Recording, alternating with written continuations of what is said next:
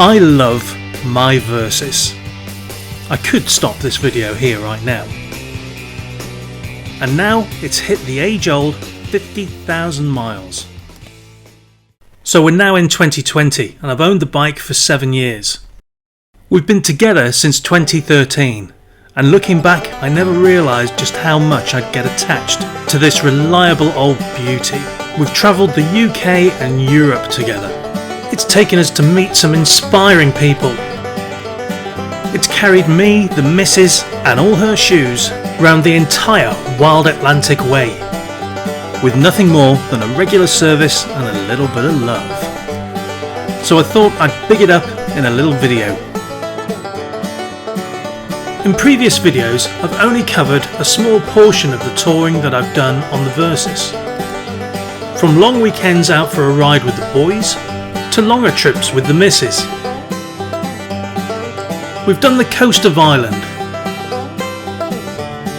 Snowdonia in the Black Mountains, Norfolk. We've been to Belgium and we've got lost in Belgium. And being ex-military, I always go prepared. So as well as my big old lump, the bike is always fully loaded. You never know what the weather's going to be like or whether the bike's going to make it through or you need a spare part. So prepared for anything, we've ridden in sunshine and rain.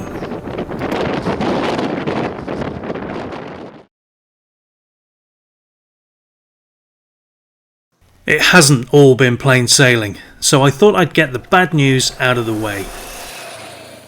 In May 2014, on my return from the Black Mountains, the exhaust went. The stock front pipes are just mild steel, and they broke just at the point where they meet the baffles. Replacement stainless steel pipes, and I've never looked back. But only a few months later, during our 2014 Ireland trip, the chain snapped. We were so lucky, doing full speed on the M6. The engine screamed and I lost all power and had to quickly navigate from the fast lane to the hard shoulder. A frightening experience, but at least we were safe. Jump ahead a year and the Versys started to misfire, and 50 quid later and a new ignition coil, the problem was solved. Except that the following year the other one went. But at least we can jump to 2018. 2 years later, the first one failed again. Now there's a common problem with the 2007 Versys: the buttons. The micro switches below suffer from dry soldering and need to be replaced. A 70p job that took all day and was extremely fiddly, but worthwhile at the end. In July 2018, on a ride across the peaks, I lost my speedo. The speed sensor on the front sprocket had failed, leaving me to use my sat-nav to see how fast I was going. Now this little part raises a bit of an issue with the Versys. It seems that the American second-hand market is a lot better than the UK one, and it was a lot cheaper for me to import a second-hand part from the USA rather than buy the part in the UK. And finally, in 2018, coming off the ferry after our trip to Normandy, the bike was bouncing like we were still on a boat. With my big lump, the missus and all her shoes, the bike was loaded to capacity. So it wasn't really a surprise for me that after only 42,000 miles the rear shock absorber had gone. I'd been expecting this for a while and had bought a second-hand USA rear shock many months before. I don't think that's such a bad list for a bike that's done 50,000 miles. In general terms, that's quite reliable. And I've learnt so much from life with the Versys, like always keeping spare ignition coils with you. And if you want your rear suspension to last a bit longer, lose a bit of weight! Or limit the wife's luggage. No chance. So regular servicing, a little bit of love and attention, has kept the Versys running consistently. The peaks are summer, the troughs are winter when it's cold.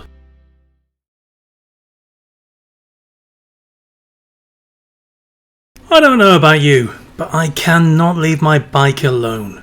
There's always something, if it's not a service or a repair or just tweaking here and there, then it's add-in gadgets. And here's just a few that I've added to the bike over the years.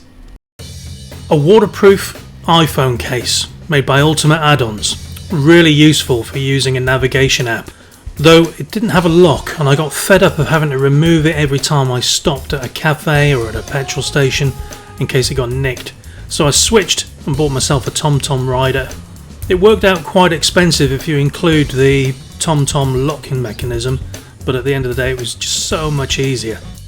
Don't laugh, but I did try out a rear view mirror. It was actually quite a good buy, because it actually worked. But street cred suffered, so I gave it to my dad.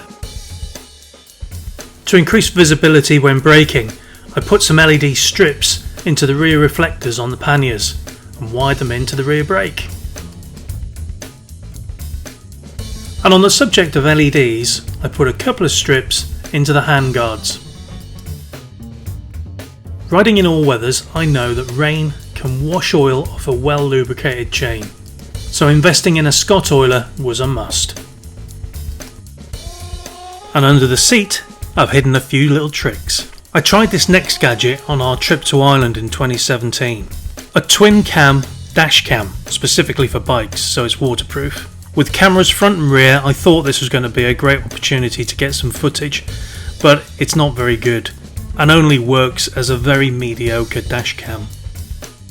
And the PowerJet module, which I featured in another video, makes the bike go faster as you turn the dial, and makes you use more petrol. And to cope with all the gadgets, a Denali Power Hub 2, making it easy to wire everything together. Of course I have Oxford heated grips, so my palms are nice and sweaty and my knuckles are freezing cold. I managed to fit these two tubes behind the pannier racks and they're really useful. In one I have a really long security chain, enough for a couple of bikes, and the other a toolkit for puncture repair with CO2 canisters in there to inflate the tyres. My spare ignition coils and a few extra tidbits hidden behind the number plate.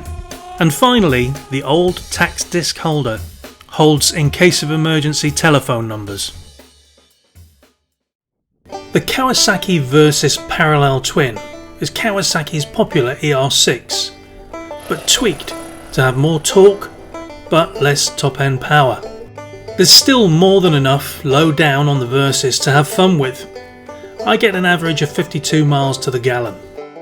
There's an essence of an adventure bike for sure, but also there's the sporty side of the Versys.